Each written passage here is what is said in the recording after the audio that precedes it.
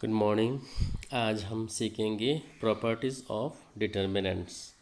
Last lecture में आपने सीख लिया व्हाट इज़ डिटर्मिनेंट, तो एक बार रिविजन हो जाए। The determinant is a function which associates each square matrix to a unique number. कोई भी स्क्वायर मैट्रिक्स हो उसको किसी एक यूनिक नंबर में एसोसिएट कर सकता है, तो इसका नाम ही है डिटर्मिनेंट। और इसका एक्सपेंशन भी आपने सीख लिया।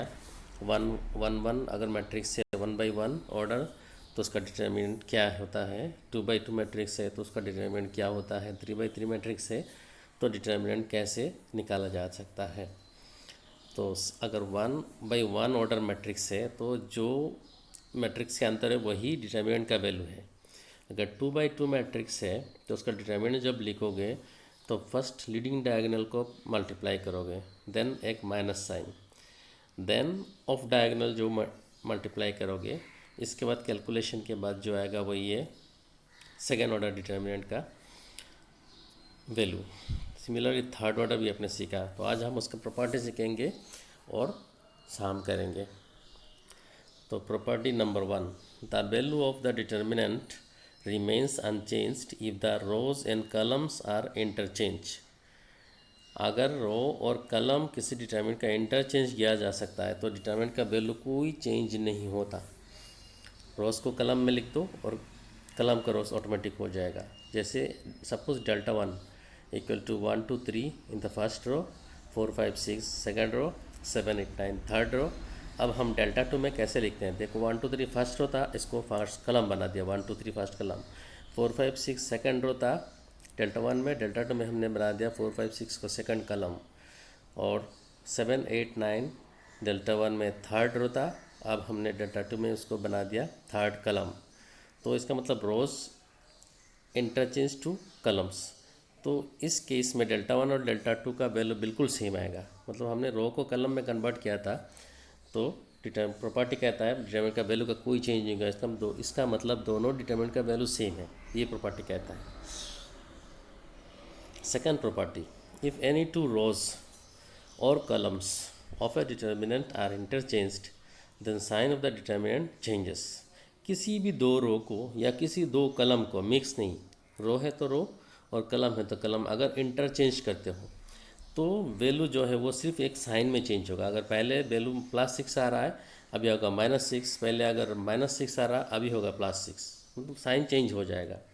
जैसे Δ1 में देखो, उसका रो में 1 2 3 4 5 6 7 8 9, अभी हमने रो 1 और रो 2 को इंटरचेंज कर दिया।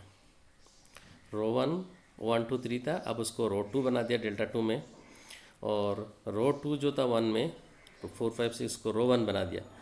तो Δ1 इक्वल टू -Δ2 होगा।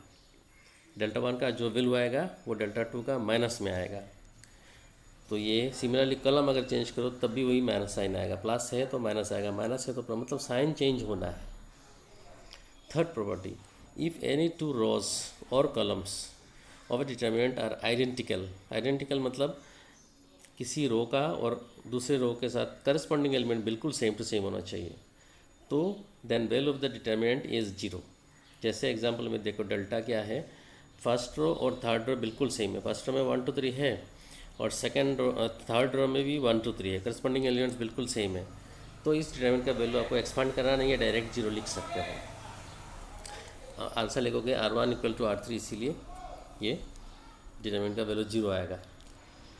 फोर्थ प्रॉपर्टी है, इफ़ ईच एलिमेंट ऑफ ए रो और ए कलम of a determinant is multiplied by a constant k, then its value gets multiplied by k। Example लेंगे तो आपको क्लियर होगा। सपोज डेल्टा एक डिटर्मिनेंट है, फर्स्ट रो में देखो, first row A B C है, लेकिन उस तीनों के साथ k मल्टीप्लाइड है, और second third row PQ R XYZ। तो प्रॉपर्टी कहता है ये पूरा डिटर्मिनेंट जो है उसको k से मल्टीप्लाई कर दो, तो किसी एक रो में अगर k मल्टीप्लाइड है तो पूरा डिटर्मिनेंट को k मल्टीप्लाई कर सकते हो। जैसे k को बाहर कमन लाओ और देखो ABC PQ R XYZ हो गया। किसी एक रो या किसी एक कलम में कोई एक नंबर कमन है तो उसको आप बाहर ला सकते हो। ये प्रॉपर्टी का मेन कहना यही है, कमन ले सकते हो। जैसे मैट्रिक्स में होता था सारे एलिमेंट्स को मल्टीप्लाई हो तो बाहर आएगा, लेकिन यहाँ सिर्फ एक कलम हो या तो एक रो हो तो वो बाहर आ सकता है। We remark say we can take out any common factor from any one row or any one column of a given determinant. Number two remarks जो है वो है if corresponding elements of any two rows or columns of a determinant are proportional then its value is 0.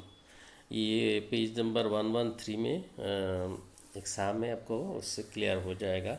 मतलब proportional किसी एक रो, suppose रो 1 और रो 3 दोनों proportional है, मतलब करस्पॉन्डिंग एलिमेंट्स डिवाइड करोगे तो आंसर सेम आ रहा है, तो इस केस में भी value of the determinant is 0। वो साम करेंगे तो क्लियर हो जाएगा। नंबर 5 प्रॉपर्टी, इफ सम और ऑल एलिमेंट्स ऑफ ए रो और column of a determinant are expressed as sum of two or more terms, then the determinant can be expressed as the sum of two or more determinants. इसका meaning यही है, देखो example में first row में हमने elements को सम of two numbers में express किया, a1 plus lambda 1, a2 plus lambda 2, a3 plus lambda 3। अगर आप 3 कर सकते हो तो करो, लेकिन सब में 3 होना है। सम ऑफ, यहाँ हमने सिर्फ सम, इजी एक्सप्लेनेशन के लिए सिर्फ सम ऑफ टू नंबर्स एक्सप्रेस किया फर्स्ट रो को। सेम एक्सप्रेशन कलम में भी हो सकता है। तो फर्स्ट रो को देखो सम ऑफ टू नंबर्स, तो इसको एक्सपांड करोगे तो 2 डिटरमिनेंट हो जाएगा। अगर सम ऑफ 3 होता तो 3 में एक्सप्रेस करते हो। अब रो 2 और रो 3 सेम रहेगा, सिर्फ रो 1 अलग अलग हो जाएगा। ये देखो फर्स्ट हो गया a1, फर्स्ट रो में a1 a2 a3 और b1 b2 b3 second row, c1 c2 3 third row, plus वो जो a1 प्लस लेमडा 1 था, अभी लेमडा 1 लेमडा 2 लेमडा 3 ले लिया सेकेंड रो में, सेकेंड डिटरमिनेंट का फर्स्ट रो में, और बाकी सही में। तो ये सम ऑफ टू नंबर्स था, इसलिए सम ऑफ टू डिटरमिनेंट्स हो गया। अगर सम ऑफ 3 नंबर्स होता तो ये सम ऑफ 3 डिटरमिनेंट्स कर सकते हो आप। Property number 6, if to each element of any row or column of a determinant the multiplies of corresponding elements of other row or column are added, then value of the determinant remains unchanged, remains the same. ये property ज़्यादा use होता है, आप देखोगे इसका ज़्यादा से ज़्यादा यूज इसी का है। ये कहता है किसी एक रो के साथ दूसरे रो का करस्पॉन्डिंग एलिमेंट्स का एक कॉमन मल्टीपल है, तो वो ऐड करो तो वैल्यू चेंज नहीं होता। एग्जाम्पल लेंगे तब क्लियर होगा। ये प्रॉपर्टी थोड़ा ध्यान से पढ़ो और एग्जाम्पल देख लो, सबसे ज़्यादा क्लियर होगा। ये देखो डेल्टा 1 में हमारा क्या है, a1 b1 c1 a2 b2 c2 a3 b3 c3। अभी डेल्टा 2 में हमने किया रो 3 में ऐड किया, किसको ऐड किया, k इंटू रो 1। पहले हमने रो 1 के साथ कैसे मल्टीप्लाई किया, इक्वी मल्टीप्लाइज वहाँ लिखा है, तो k मतलब सबको मल्टीप्लाई किया रो 1 के साथ, और रो 3 में ऐड कर दिया। रो 3 पहले a3 b3 c3 है, अभी डेल्टा 2 में देखो a3 plus k into a1, then second element b3 plus k into b1, third element c3 plus k into c1। मतलब फर्स्ट रो के साथ कैसे मल्टीप्लाई करो और थर्ड रो के साथ ऐड कर दो तो डिटरमिनेंट का वैल्यू कोई चेंज नहीं होगा, डेल्टा 1 एंड डेल्टा 2 का वैल्यू सेम आएगा। सिमिलरली आप किसी और रो को के साथ मल्टीप्लाई कर सकते हो और ऐड कर सकते हो, लेकिन ध्यान रहे जिस रो में हो रहा है वो फर्स्ट में होगा। R3 में हो रहा है तो R3 प्लस समथिंग। अभी एक्सरसाइज 4.2 कुछ सामान करेंगे और कुछ आप करोगे तो प्रैक्टिस हो जाएगा। फर्स्ट है using the property of determinant and without expanding prove that 1 से लेकर 6 सम तक आपको एक्सपांड नहीं करना है और डिटरमिनेंट का वैल्यू प्रूफ करना है कि जो है वो जैसे 0, फर्स्ट वाला 0 प्रूफ करना है। तो देखो कैसे हमने क्या LHS लिख लिया, delta equal to x a x plus a y b y plus b z c z plus c। अभी हम देखो क्या करते हैं, C3 में क्या है हमारा x1 x plus a y plus b z plus c। अब C3 माइनस C2 कर दो तो क्या आ जाएगा, C2 में क्या है a b c, माइनस करोगे तो बचेगा x y z। ये देखो यही क्या हमने C3 को C3 माइनस C2 किया, तो क्या आया, फर्स्ट कलम में कुछ नहीं किया उसको रहने दो, सेकंड कलम में कुछ नहीं किया रहने दो, थर्ड कलम में आके काम शुरू हुआ है। तो थर्ड कॉलम में C3 माइनस C1 क्रॉस, तो C3 में x प्लस ए है और C1 में है x, माइनस किया तो ए बचा। सिमिलरली सेकंड टर्म में y प्लस बी और उधर है y, तो माइनस करेंगे b बचा, सॉरी y बचा। सिमिलरली c बचा, माइनस किया। अब देखो डिटरमिनेंट का वैल्यू जीरो क्यों होगा। एक प्रॉपर्टी हमारे पास है, किसी दो रो या दो कलम आइडेंटिकल है तो डिटरमिनेंट का वैल्यू जीरो होता है। अब देखो C1 एंड C3 बिल्कुल सेम हो गया, तो ये डिटरमिनेंट का वैल्यू जीरो हो गया। नंबर 3, 2, 7, 65, 3, 8, 75, 5, 9, 86, इसका जीरो दिखाना है, एक्सपांड नहीं करना है। तो हमने क्या किया, C3 में काम किया, C3 माइनस 9C2 किया, तो C1 C2 as it is रहेगा। C3 में आओ, 65 माइनस 9 7 जो 63, तो 65 माइनस 63 कितना होता है 2। सिमिलरली 75 माइनस 9 इंटू 8, कलम 2 के साथ हो रहा है 9 मल्टीप्लाइड, तो 75 माइनस 9 इंटू 8 72, तो 75 minus 72 is 3। Similarly third element में 86 माइनस 9 इंटू 9, तो 86 माइनस 81 हो गया 5। अभी देखो फर्स्ट कलम और थर्ड कलम बिल्कुल सेम हो गया, तो इसलिए डिटरमिनेंट का वैल्यू जीरो होगा। नंबर 5, फर्स्ट रो देखो b plus C, q plus R, y plus X, y plus Z. Similarly second third देखो, और राइट साइड में 2 इंटू फर्स्ट कलम में ABC, सेकंड कलम में PQR, थर्ड कलम में XYZ, ये प्रूफ करना है। तो फर्स्ट हमने क्या किया, R1 में बाकी दोनों रो को ऐड कर दिया, R1 को R1 plus R2 plus R3 कर दिया, तो ऐसे क्या बचेगा 2 टाइम्स ए आएगा, 2 टाइम्स B आएगा, 2 टाइम्स C आएगा ऐड करने में। तो देखो सिमिलरली सेकंड एलिमेंट में 2P plus 2Q plus 2R आएगा। सिमिलरली थर्ड एलिमेंट आएगा 2x plus 2y plus 2z, तो 2 कॉमन ले लिया तो हो गया 2 into A plus B plus C, 2 into P plus Q plus R, 2 into X plus Y plus Z. और एक प्रॉपर्टी है, अगर कॉमन कुछ है तो बाहर आ सकता है, तो 2 इंटू 2 कॉमन है फर्स्ट रो में, तो वो 2 को मैंने बाहर लाया और बाकी जैसे है अंदर लिख दिया, सिर्फ 2 को बाहर लाया। देखो इसके बाद क्या किया, R2 में किया R2 माइनस R1 किया, R3 में किया R3 माइनस R1, दो ऑपरेशन एक साथ कर सकते हो, लेकिन ध्यान देना जो चेंज हो जाएगा रो उसको दूसरे में अप्लाई मत करना। जैसे मैंने R1 को फिक्स रख दिया, वो चेंज किया ही नहीं, तो इसलिए R2 माइनस R1 और R3 माइनस R1 किया। ये चेंज नहीं हुआ R1, इसलिए इसको कर सकते हो। जो चेंज हो जाता है उसको एक बार में 2 एप्लीकेशन मत करना, क्योंकि गलत हो जाएगा, आपको पता ही नहीं चलेगा। तो इसलिए मैंने R1 को फिक्स रखा और R2 माइनस R1 किया एंड R3 माइनस R1 किया। तो माइनस करने से R2 माइनस R1 करने से आपके पास आएगा सेकंड रो में क्या क्या आएगा, minus B, then minus Q and minus Y। ये देखो सेकंड रो में minus B minus Q minus Y, third row में आएगा minus C minus R minus Z। अभी क्या किया, R1 में R1 plus R2 plus R3 कर दिया, तो R1 में अगर R2 प्लस R3 करते हो तो BC कट जाएगा, बचेगा A। सिमिलरली इधर QR कट जाएगा, बचेगा P, और थर्ड एलिमेंट में YZ कटेगा, ऐड करोगे तो, क्योंकि माइनस वाई माइनस जेड है तो YZ कटेगा, बचेगा X।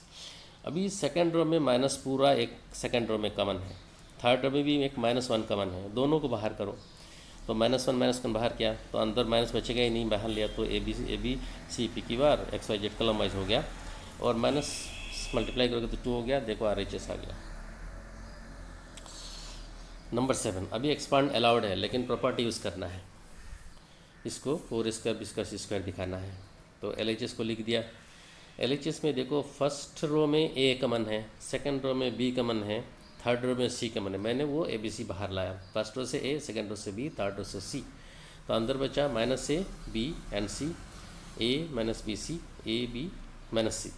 अभी नेक्स्ट स्टेप में देखो फर्स्ट कलम में A कॉमन है, सेकंड कलम में B कॉमन है, थर्ड कलम में C कॉमन है, सारे एलिमेंट में C है, तो फिर फर्स्ट कलम से A कॉमन लो, सेकंड कलम से B कॉमन लो, थर्ड कलम से C कॉमन लो, तो बाहर आया और एक ABC, अंदर क्या बचा A कॉमन आया तो -1 1 1। सिमिलरली सेकंड कलम में 1 -1 1, थर्ड कलम में 1 1 -1।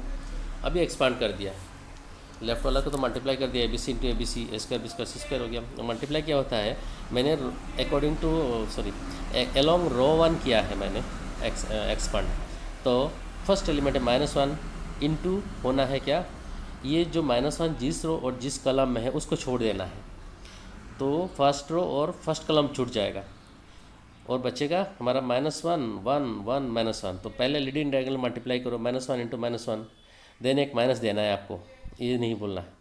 देन ऑफ डायगोनल मल्टीप्लाई करो 1 इंटू 1। सिमिलरली आप सेकंड एलिमेंट के लिए -1 है, लास्ट वीडियो लेक्चर में आपने देखा है। सेकंड एलिमेंट 1 है तो उसके लिए माइनस साइन पहले ही दे दिया, -1। सिमिलरली इसको भी रो और कलम डिलीट करो। 1 जिस रो में है फर्स्ट रो में है, किस कलम में, सेकंड कलम में, ये फर्स्ट रो और सेकंड कलम छोड़ दो, बचता है आपके पास 1 1 1 -1। लीडिंग डायगोनल में है 1 इंटू -1 और ऑफ डायगोनल है 1 इंटू 1, तो वही किया। सिमिलरली थर्ड एलिमेंट में प्लस कि माइनस प्लस माइनस होता है, sorry minus plus minus, first होता है plus then minus then plus, similarly ऐसे अल्टरनेट चलता रहता है। तो थर्ड एलिमेंट के लिए 1 है फर्स्ट रो में तो इसके साथ प्लस होगा, इनटू इसका थर्ड एलिमेंट किस रो किस कलम में है, फर्स्ट रो में है, थर्ड कलम में है, ये दोनों को छोड़ दो, फर्स्ट रो एंड थर्ड कलम छोड़ दो, बचेगा आपके पास 1 -1 1 1। तो लीडिंग डायगोनल में है 1 इंटू 1 और ऑफ डायगोनल में 1 इंटू -1, तो ये दोनों सब्ट्रैक्ट कर दिया। तो एज रिजल्ट आपके पास कैलकुलेशन के बाद आएगा 4 इंटू ए स्क्वायर पर square and C square. Question number 9, इसको प्रूफ करना है। तो एलएचएस में एलएचएस लिख दिया। अभी हमने क्या किया, इसमें एप्लीकेशन R2 में किया है R2 माइनस R1 और R3 की में भी किया है R3 माइनस R1। तो माइनस करेंगे तो R2 माइनस R1 देख लो क्या होता है, y माइनस एक्स होगा, Y square minus X square होगा, इसके बाद Z X minus Y Z होगा, तो मैंने कमन ले लिया जेड, तो बचेगा x minus Y. Similarly R3 में भी वैसा ही सिमिलर केस है। अभी देखो R2 में y माइनस एक्स पूरा कमन है और R3 में z माइनस एक्स कमन है, तो R2 से y माइनस एक्स बाहर लाओ और R3 से z माइनस एक्स बाहर लाओ। तो मैंने बाहर लाया y minus x z minus x, बचा मेरा अंदर जो सेकंड रो में बचा है 1, फर्स्ट रो में कुछ नहीं किया उसको एज इट इज़ रख दो, सेकंड रो से किया है y माइनस एक्स को बाहर लाया, तो फर्स्ट एलिमेंट 1 हो जाएगा, कमन y माइनस एक्स ले लिया। सेकंड एलिमेंट है गया y प्लस एक्स बचेगा, क्योंकि हमें पता है Y square minus X square is Y square minus X square, A plus B into minus B वाला फॉर्मूला, वाई माइनस एक्स किया तो वाई प्लस एक्स बचेगा और थर्ड में माइनस जेड बचेगा। सिमिलरली थर्ड रो में वैसा ही है। अभी हमने क्या किया, सेकंड रो में काम किया, वहाँ जीरो बना दिया, एक्सपांड इजी हो जाएगा। तो R2 को हमने किया R2 माइनस R3 किया, जैसे R2 में फर्स्ट एलिमेंट है 1, R3 में फर्स्ट एलिमेंट है 1, 1 माइनस 1 जीरो हो जाएगा। तो हमने किया R2 में R2 माइनस R3, तो R1 जैसा वैसा लिखो, R3 भी जैसा वैसा लिख दो, सिर्फ R2 में बदल चेंज आएगा। तो R2 में 1 minus 1 zero, then Y plus X minus Z minus X कटेगा तो बचेगा वाई माइनस जेड, और यहाँ बचेगा माइनस जेड प्लस वाई मतलब वाई माइनस जेड। तो अभी देखो सेकंड रो में वाई माइनस जेड कमन है कि जीरो वाई माइनस जेड, तो वाई माइनस जेड कमन लिख सकते हो आप। तो वाई माइनस जेड को बाहर लाया, R1 R3 को सेम रखा और सेकंड रो को चेंज किया, वाई माइनस जेड बाहर आया तो बचेगा 0 1 1। अभी एक्सपांड कर दिया अलोंग कलम 1 होगा तो फर्स्ट होगा x इंटू उसका रो और कलम छोड़ दे, x जिस रो में है और जिस कलम में उसको छोड़ के बाकी को leading diagonal minus of diagonal कर देना है। तो इसको एक्सपांड किया, बस एक्सपांड तो आपने लास्ट क्लास में सीखा है। तो X minus Y minus X Z minus X into Y minus Z है, ये जेड है, इंटू एक्सपांशन है, एक्सपांशन के बाद आया आपका एल एच एस आ गया। अभी 10 एग्जाम्पल 10(1) इसको प्रूफ करना है, तो एल एच एस को लिख दो। अभी देखो हमें 5x प्लस 4 एक फैक्टर चाहिए, तो हम अगर क्या करें, सारे रो को ऐड करें तो 5x प्लस 4 आ रहा है, देखो सारे रो को। तो R1 में हमने क्या किया, R1 plus R2 plus R3 कर दिया तो 5x प्लस 4 हो जाएगा। देखो R1 के साथ R2 R3 ऐड करो तो 5x 4 x plus 2x plus 5x हो जाएगा प्लस 4। सिमिलरली सेकंड एलिमेंट भी आएगा, थर्ड एलिमेंट भी आएगा, तो मेरा 5x प्लस 4 आ रहा है। तो इसलिए मैंने क्या R1 को R1 plus R2 plus R3 कर दिया, तो बच्चा फर्स्ट रो में मेरा 5x plus 4 5x plus 4 5x plus 4। Second row और थर्ड रो कुछ नहीं किया, जैसा वैसा है। अभी फर्स्ट में 5x प्लस 4 है, उसको कमन बाहर लाओ तो बचेगा 1 1 1 और सेकंड थर्ड सेम है। और अभी C2 को कर दो, क्योंकि अभी मुझे जीरो बनाना है, ज़्यादातर जीरो बनाओगे एक्सपांसन से पहले, तो इसलिए मैंने क्या किया, सेकंड और थर्ड एलिमेंट को जीरो बनाया। तो C2 माइनस C1 करोगे तो आपको 1 माइनस 1 जीरो हो जाएगा, फिर C3 माइनस C1 करोगे तब भी 1 माइनस 1 जीरो आ जाएगा। बाकी आपको देखना ही, अपने आप आंसर आएगा, आपको सिर्फ जीरो बनाते जाओ। तो मैंने C2 में क्या किया, C2 माइनस C1, C3 में आएगा C3 माइनस C1। तो कलम 1 को कुछ नहीं किया, उसको लिख दो 1 2x 2x। कलम 2 में काम शुरू, माइनस करो 1 के साथ, C1 के साथ 1 माइनस 1 जीरो, और ये हो जाएगा 4 minus x, then 2 minus 2x minus 2x zero. Third column में भी वही है 0 0 4 माइनस एक्स आएगा। अभी देखो 4 माइनस एक्स अब कमन नहीं है, कहीं पे कुछ कमन नहीं है तो रहने दो, एक्सपांड कर दो। एलोंग रो वाइज रो वन करो, क्योंकि रो वन में ज़्यादा जीरो एलिमेंट्स है, जीरो जीरो है तो जीरो का एक्सपांड करना नहीं पड़ता, सिर्फ फर्स्ट एलिमेंट का एक्सपांड करना पड़ेगा। 5x+4 इंटू 1, और इसका रो कलम छोड़ो, बचेगा 4 - 4 - x दोनों को मल्टीप्लाई करो, हो जाएगा whole square, minus of diagonal है 0 0 तो हो गया 0। तो फाइनली आंसर आ गया। तो अभी 11 का नंबर 2 इसको प्रूफ करना है। तो यहाँ भी आपको x+y+z फैक्टर चाहिए, तो हम क्या करेंगे, x+y+z आएगा। हम अगर कलम इस बार देखो सारे रो ऐड करोगे तो आपका कुछ आ नहीं रहा है, एक जैसा नहीं आएगा। अब कलम सारा ऐड करो तो आ जाएगा। देखो कलम में ऐड करो, कलम में कलम 1 कलम 1 2 कलम 3 ऐड करो तो आपके पास आएगा 2x + 2y + 2z, हर एक एलिमेंट में आएगा 1 2 3 में कलम में। तो इसीलिए मैंने कलम 1 में काम किया, C1 + C2 + C3। तो मेरे पास आया कलम 1 में काम हो रहा है तो कलम 1 चेंज हो जाएगा, 2 × x+y+z 2 × x+y+z 2 × x+y+z। कलम 2 कलम 3 सेम रहेगा। अब कलम 1 से 2 × x+y+z को बाहर लाओ लाया तो कलम 1 बन जाएगा 1 1 1, और बाकी सेम रहेगा कलम 2 एंड कलम 3। अभी जीरो कलम 1 में ही बनाएंगे, तो हम क्या करेंगे, कलम 1 का सेकंड एलिमेंट और थर्ड एलिमेंट के जीरो बनाने की कोशिश करते हैं। तो अभी हम काम करेंगे R1 - R2 करेंगे, सॉरी R2 - R1 करेंगे। R2 में करेंगे R2 - R1 तो जीरो हो जाएगा। सिमिलरली R3 में करेंगे R3 - R1 तो भी वो जीरो हो जाएगा। तो देखो R2 में काम हो रहा है, R2 - R1 according to R2 - R1। देखो R2 चेंज हो गया, R3 भी चेंज हो गया, माइनस किया। अभी एक्सपांड करेंगे अलोंग कलम 1, क्योंकि वहाँ जीरो ज़्यादा है कलम 1 में। तो फर्स्ट एलिमेंट लिख दिया 1, और इसके बाद ये रो कलम छूट जाएगा 1, फर्स्ट में उसको छोड़ो 1, फर्स्ट कलम में उसको भी छोड़ो, बचेगा आपका ये x+y+z और x+y+z फर्स्ट लीडिंग डायगोनल, तो ये दोनों मल्टीप्लाई करेंगे हो गया स्क्वायर, -0 × 0 0। अभी हो गया final answer, x+y+z whole cube और 2 साथ में है।